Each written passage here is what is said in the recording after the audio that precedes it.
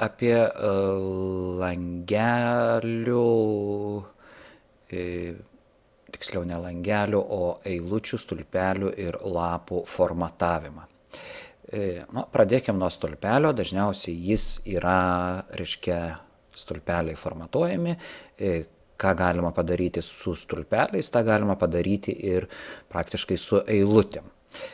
Turiu vieną stulpelį, sakykime, tuščias G stulpelis yra, einu į formatavimą, stulpelis ir aš galiu nustatyti jo plotį.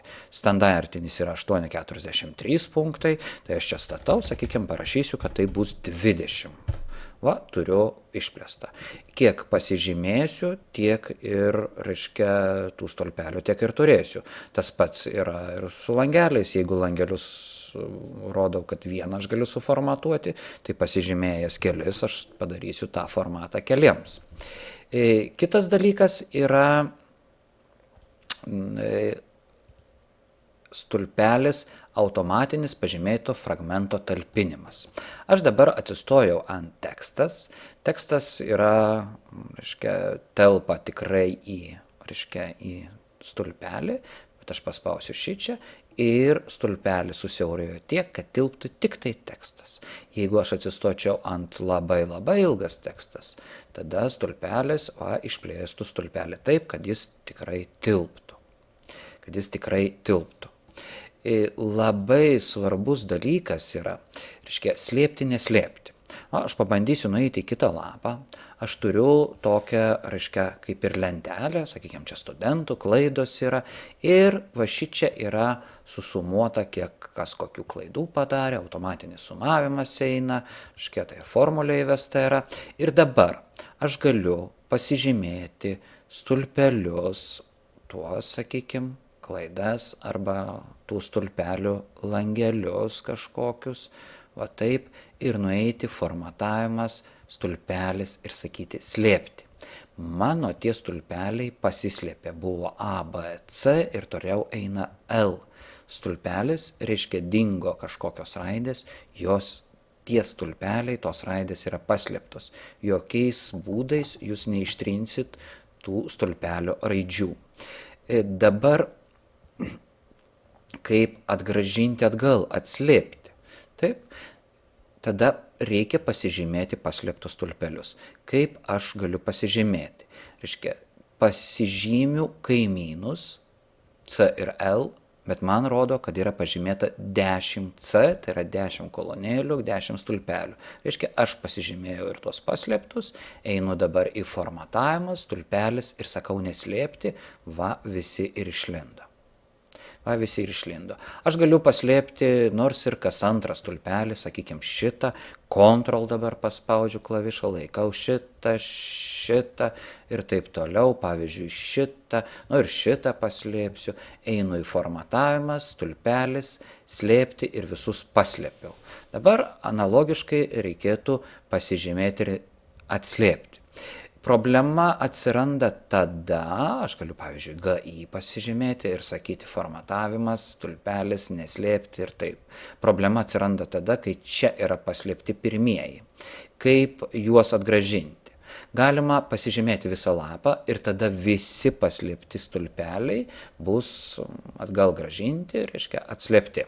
Bet yra tokia gudrybė, jeigu aš čia baksteliu ir tempiu į kairę pelę, man rodo, kad jau yra 3C, tai yra 3 stulpeliai pasižymėję. Tai yra A, B ir C.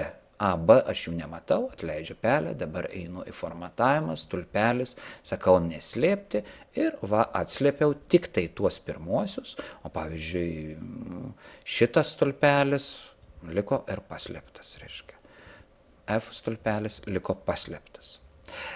Dar vienas iš formatavimo yra standartinis plotis. Jis parodo, koks yra standartinis plotis, langelio, ir tada galim nuėję, nusistatyti stulpelis, plotį nusistatyti, koks mums patinka. Visiškas analogas yra su eilutėm.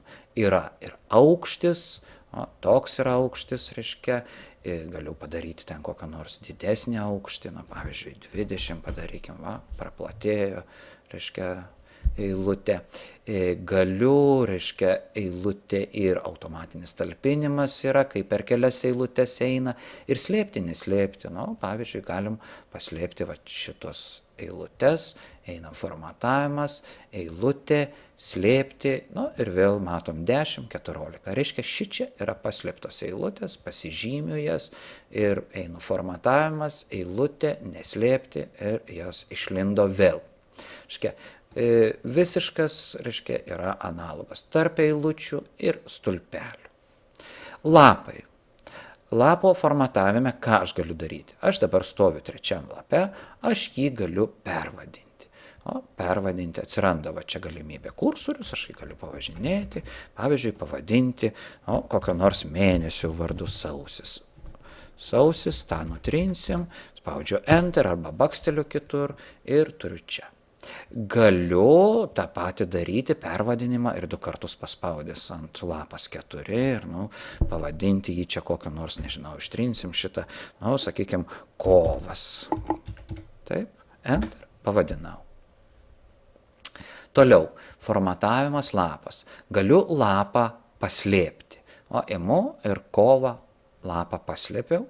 Dabar atslėpimas, reiškia, vyksta truputėlį kitaip negu su eilutėm ir stulpeliais, einu formatavimas, lapas ir dabar jau yra neslėpti ir čia yra sąrašas paslėptų lapų, kadangi aš vieną paslėpiau, vienas tėra, pasižymiu jį, kovas, gerai spaudžiu, ir kovas išlindo man.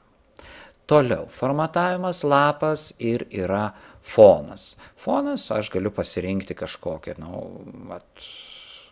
tokias ar gėlytės įterpti, ir mano, reiškia, turiu kažkokį foną, reiškia, formatavimas lapas, naikintis foną ir panaikinau.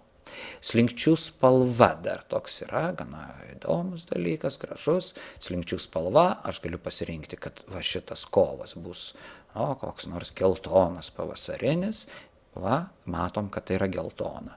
O sausis, padarykim sausį kokią nors lapas, slinkčių spalva ir bus, nežinau, mėlynas, ledinis ir panašiai. Ir turim visi mano lapai yra spalvoti. Reiškia, pagrindiniai tai ir yra šitie formatavimo dalykai.